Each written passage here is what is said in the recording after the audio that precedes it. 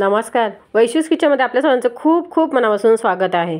आज पुन्हा अजून एक मस्त अशी आपण हेल्दी अशी रेसिपी घेऊन आलेलो आहोत। नाश्त्यासाठी वगैरे खूप बेस्ट आहे। त्यासाठी काय केलेलं आहे, मी आता ही रेसिपी बनवणार आहे मुगाच्या डाळीपासून। इथे बघा, मुगाची डाळ मी रात्री भिजत टाकलेली आहे आणि त्याच्यानंतर मी सकाळी घेतलेली आहे, धुवून वगैरे घेतलेली आहे। छान बघा, मस्त अशी भिजलेली आहे। किंवा 2-3 तास वगैरे भिजवलात ना तरीही चालेल, असं काही नाही की एवढा वेळच भिजवायला पाहिजे रात्रभर। पण मला सकाळी बनवायचं होतं म्हणून मी रात्री भिजत टाकली होती आणि छान 2 ते 3 वेळा वॉश करून घ्यायची आहे। त्याच्यानंतर यातलं पाणी जे एक्स्ट्राचं होतं ते काढून घेतलेलं आहे। आता ही मिक्सरमध्ये टाकायची आहे मुगाची डाळ, सगळी ट्रान्सफर करून घेते। किती प्रमाणात बनवायचं आहे त्या हिशोबाने तुम्ही नक्कीच घेऊ शकता। आता ही पूर्ण डाळ घेतलेली आहे मिक्सरच्या मोठ्या भांड्यात। त्यानंतर 3 ते 4 मिरचीचे तुकडे टाकलेले आहेत, म्हणजे छोटे छोटे मिरची आहेत, एकदम जास्तही मोठे नाहीत पण तिखटवाले आहेत। त्याच्यानंतर 1 इंच एवढा आलाचे तुकडे टाकलेले आहे।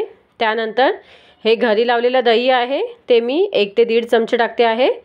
आणि आता हे झाकण लावून आपण मिक्सरला मस्त असं फाईनली मिक्सरला वाटून घ्यायचं आहे। छान असं बघा, इथे मस्त असं लगेच वाटलं जातं, कारण का दही वगैरे टाकलेलं असलं ना एकदम सुकं सुकं राहत नाही बॅटर आपलं हे।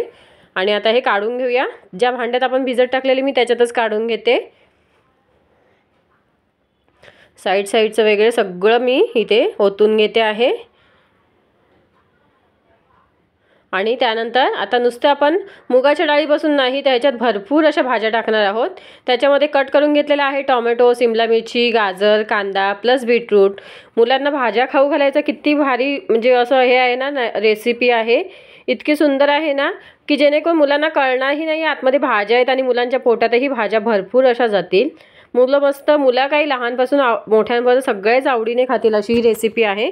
आता ह्या बारीक चॉप करून घ्यायच्या आहेत, कारण का हाताने चॉप करता येणार नाही प्रॉपर अशा, त्याच्यामुळे मी इथे चॉपरमध्ये टाकते आहे। आणि पण मी ते टाकते पण भरपूर ओव्हरलोड झालेलं आहे ते, आणि चांगलं असं चॉप होत नव्हतं म्हणून मी थोडंसं मग त्यातले कांदे वगैरे काढून घेतलेले आहेत बाजूला। आणि त्याच्यानंतर छान असं चॉपरमध्ये चॉप करून घेतलेलं आहे। बघा, इथे होतच नव्हतं, मी खूपच ओव्हरलोड झाला ना त्याच्यामध्ये मी थोडंसं काढून घेतलं। आणि त्याच्यानंतर बाकीचे जे जिन्नस होते ना, बीटरूट टोमॅटो ते सगळं मी इथे छान असं फाईनली चॉप करून घेतलेलं आहे। सिमला मिरची वगैरे, टोमॅटो फक्त याच्यामध्ये टाकताना टोमॅटोचे बिया वगैरे जे असतात ना ते काढून टाकायचं, जेणेकरून मग ते जास्त पाणी सोडणार नाही त्यासाठी। आणि बाकीचं आता गाजर थोडंसं आहे आणि कांदा आहे ना तोही आता इथे चॉपरमध्ये चॉप करून घेते। आणि ते नंतर सगळं व्यवस्थित आपण मिक्स करायचं, कारण का थोडंसं वेगवेगळ्या ह्याच्यामध्ये झालं ना 2 भागांमध्ये आपलं।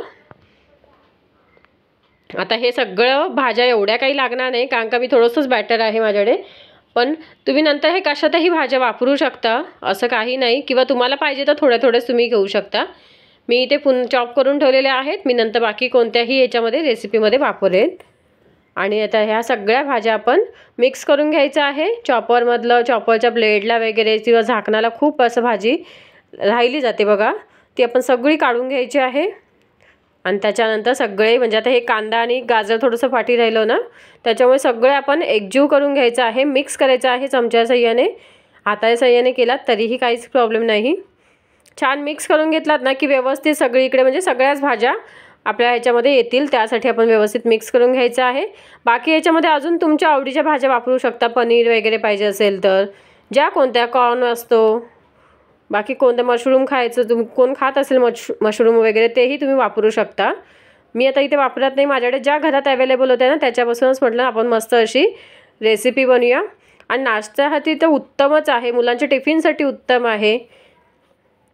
आता हे सगळ्या ज्या भाज्या मिक्स करून घेतल्या आहेत ना त्यातलं थोडासा पोर्शन मी याच्यामध्ये म्हणजे जो आपण मुगाच्या डाळीचं बॅटर तयार करून घेतलेलं आहे ना त्याच्यामध्ये ट्रान्सफर करून घेतलेलं आहे। लागेल तसं अजून टाकायचं आहे। आणि समजा वाटलं तुम्हाला खूपच म्हणजे पातळ आहे, स्लरी आहे थोडीशी ना, बाइंडिंग प्रॉपर अशी होत नाही भाज्या टाकूनही खूप, कारण का मुगाचा फ्लेवर नाही येणार त्याच्यासाठी। जर तुम्हाला असं वाटत असेल तर तुम्ही याच्यामध्ये रवा किंवा बेसन वगैरे ॲड करू शकता। इथे मी बारीक चिरलेली कोथिंबीर टाकलेली आहे भरपूर अशी, आणि चवीनुसार मीठ।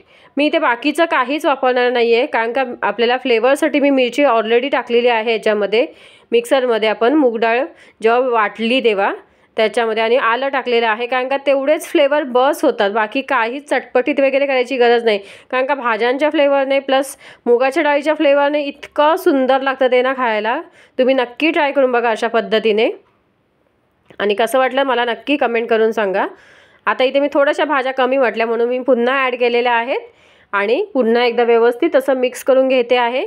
बाकी सगळं इथे आपलं तयार आहे. आता हे बॅटर आपण साईडला ठेवूया. बघा माझं प्रॉपर बॅटर आहे आणि इथे मी पॅनवर घेतलेला आहे, एक तवा गरम करायला ठेवलेला आहे नॉनस्टिक, त्याच्यावर थोडंसं ब्रशनेच ऑइल लावते.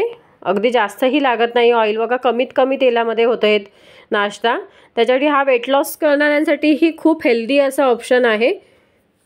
आता ह्याच्यात मी छोटे छोटे पॅनकेक टाईप असं टाकणार आहे, किंवा टिक्की म्हणा पॅनकेक म्हणा, त्याच्याप्रमाणे मी छोटे चमचाभर टाकलेला आहे आणि पसरवून घेतलेला आहे. म्हणजे आपला तळ हात असेल ना तेवढाही नाही पसरवलेला आहे, अगदी छोटे छोटे आहेत. तुम्हाला आवडेल असेल तर तुम्ही त्याच्यापेक्षा मोठे करू शकता, किंवा त्याच्यापेक्षा छोटे अजून कॉईन्स टाईप तेवढे पण करू शकता, किंवा हेच बॅटर तुम्ही सँडविचच्या भांड्यामध्ये वगैरे टाकून तुम्ही ह्याचं सँडविचही बनवून खाऊ शकता. बरेच असे ऑप्शन आहेत ह्याच्या.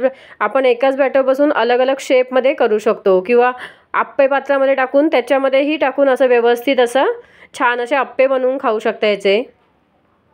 आणि अशा ज्या रेसिपी आहेत ना बघा, भाज्याही भरपूर आहेत, मूग डाळीचंही प्रमाण छान आहे त्याच्यामध्ये, आणि कुठेही तेलाचं प्रमाणही ओव्हर नाही आहे, त्याच्यामुळे छान होतात ते, कमीत कमी तेलामध्ये तयार होतात. आता एका साईडने छान शेकून झालं की मी दुसऱ्या साईडनेही पलटून घेतलेलं आहे, दुसऱ्या साईडनेही व्यवस्थित शेकून घेतलेलं आहे आणि प्रॉपर मी चमच्याच्या साहाय्याने दाबून दाबून शेकून घेतलं आहे, कारण का ते कुठेही कच्चा राहता कामा नये.